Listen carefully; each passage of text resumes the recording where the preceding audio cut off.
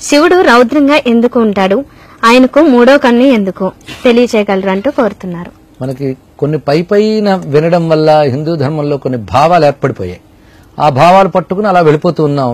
అవే సిద్ధాంతాల కింద కూడా భావిస్తూ ఉన్నాం. కానీ శివుడు రుద్రుడు అని రెండు పేర్లు ఉన్నాయి ఆయనకి. శివుడు రౌద్రంగానే ఉంటాడని శాస్త్రంలో ఎక్కడా లేదు. శాంతం పద్మాసనస్థం శశిధర మకుటం అని శివుడు శాంతస్వరూపుడు. శాంతం ఆయన ఒక తత్వం. అసలు శివ అనే శబ్దానికి శాంతం అని ఒక అర్థం.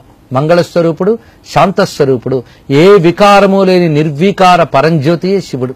మరి ఆయన రౌద్రంగా ఉంటాడని భావం ఎలా వచ్చింది అంటే పరమేశ్వరునికి రెండు విధాలైన స్వరూపాలున్నాయని శాస్త్రం చెప్తున్నది. ఘోరాన్యా రుద్రస్య పరమాత్మనః ద్వే తను తస్య దేవస్య అనేటువంటి వాక్యం మనకి మహాభారతంలో కనబడుతున్నది. పరమేశ్వరుడికి రెండు రకాల స్వరూపాలున్నాయి. ఇది లోకరక్షణ కోసం భగవంతుడు ధరించిన రెండు స్వరూపములు. ఇది ఘోరము అఘోరము అని రెండు విధములు. ఘోరము అంటే తీవ్రమై బాధాకరమై ఉన్నవన్నీ ఘోరములు, అఘోరము అంటే శాంతమై ప్రసన్నమై ఉన్నవి అఘోరములు. సృష్టిలో రెండూ ఉంటాయి. శక్తి ఎప్పుడైనా రెండు విధాలుగానే వ్యక్తమవుతూ ఉంటుంది. రెండింటి వల్ల ప్రయోజనం ఉన్నది, ఘోరము అఘోరము. ఈ దేవతా శక్తులు వేటికైనా ఈ రెండు లక్షణాలు ఉంటాయి. ఉదాహరణకు సూర్య భగవానుడు, ఆయన నిజానికి మనందరికీ కావాలి, మంగళస్వరూపుడు. కానీ ఆ ప్రచండమైన తీవ్ర కాంతితో రౌద్రంగా కనిపించినప్పుడు మనం తట్టుకోలేం. అయినప్పటికీ అది కూడా కావాలి జగత్కి. అలాగే ఎక్కడెక్కడ భగవత్ శక్తి ఉన్నదో ఆ శక్తిలో రెండు కోణాలు ఉంటాయి మనకి. జలం, అది నిజంగా ప్రసన్నంగా హాయిగా మన ప్రాణాలను నిలుపుతుంది. అదే జలం ఉప్పెనయ్యి వరదయ్యి తుఫానయ్యి వచ్చినప్పుడు అదే మనకు ఘోరంగా రౌద్రంగా కనబడుతున్నది. వాయువులోనే ఇవే కనబడతాయి. కనుక పంచభూతాల్లోనూ కూడా రౌద్ర లక్షణము సౌమ్య లక్షణము రెండు ఉంటాయి. శక్తి సౌమ్య రౌద్రములుగా వ్యాపించి ఉంటుంది ప్రపంచం అంతా. ఆ శక్తి ఎవరిది? పరమేశ్వరునిది. అందుకే పరమేశ్వరుడు తన శక్తితో సౌమ్యంగాను రౌద్రంగాను కూడా కనబడతాడు అని చెప్పడం కోసం ఆ రౌద్రభావాన్ని చెప్పినప్పుడు రుద్రుడు అన్నాం, సౌమ్య భావాన్ని చెప్పినప్పుడు శాంతుడు అన్నాం. ఈ శాంతుడుగాను రుద్రుడుగాను కనబడుతున్నది ఆ స్వామి.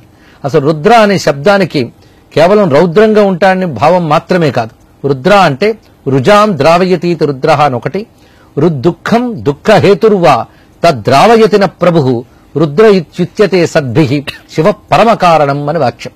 రుత్తును ద్రవింపజేయవాడు రుద్రుడు. రుత్ అంటే దుఃఖము, దుఃఖ కారణము. దుఃఖ కారణం పాపం, దానివల్ల అనుభవించే దుఃఖం. ఈ పాపాన్ని దుఃఖాన్ని పోగొట్టేటువంటి దయామయుడు ఆనంద స్వరూపుడు అని రుద్ర శబ్దానికి ఒక అర్థం. ఇంకొకటి రోగాల్ని పోగొట్టువాడని అర్థం.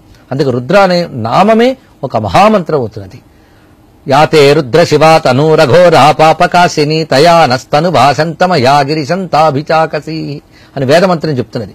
ఓ రుద్ర, నీ యొక్క శాంతమయమైనటువంటి స్వరూపం అఘోరము, అది మమ్మల్ని రక్షించుగాక అన్నారు. ఇక నీ యొక్క ఉగ్ర రూపములు అవి మనల్ని రక్షించడానికే ఉన్నాయి. ఈ విధంగా ఉభయ రూపములతోనూ పరమేశ్వరుడు ఉంటాడు.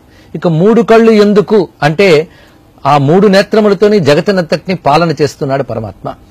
యోగపరంగా చూస్తే జ్ఞాన నేత్రం మూడవది. ఇక లోకాన్ని పరమేశ్వరుడు నడుపుతున్నాడు అనేటువంటి దృష్టితో చూస్తే ఆ మూడు నేత్రములు సూర్య చంద్ర అగ్ని, ఈ మూడు స్వామి యొక్క నేత్రములు అని చెప్తున్నారు. పైగా మూడు కాలాలని మూడు లోకాలని గమనించే నేత్రములే ఆ మూడు. సూర్యచంద్ర అగ్నుల ద్వారాను ఒకే తేజస్సు మనకు దొరుకుతుంది. పరమాత్మ యొక్క దివ్య తేజస్వరూపం మన కళ్ళతో చూడలేం, కానీ మన కంటితో చూస్తున్న జ్యోతిర్మండలాల్లో ఆయన తేజస్సుందని తెలుసుకోగలగాలి. ఈ మాట మనకు భగవద్గీతలో కూడా యదాదిత్య గతం తేజో జగద్భాసయతేఖిలం యచ్చంద్రమసి యచ్చాగ్నౌ తత్తేజో విద్ధి మామకం అని కృష్ణ పరమాత్మ చెప్పాడు. సూర్యునిలో చంద్రునిలో అగ్నిలో ఏ తేజస్సు కనబడుతుందో ఆ తేజస్సే పరమాత్మ యొక్క తేజస్సు. చక్కటి మాట ఇది.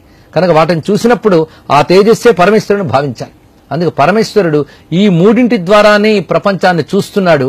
ఆ చూపులతోని జగత్తనంతటిని నడిపిస్తున్నాడు. అందుకే సూర్య చంద్ర అగ్ని నేత్రుడు. ఇది ఆ మూడు నేత్రముల యొక్క ప్రత్యేకత. కడప నుంచి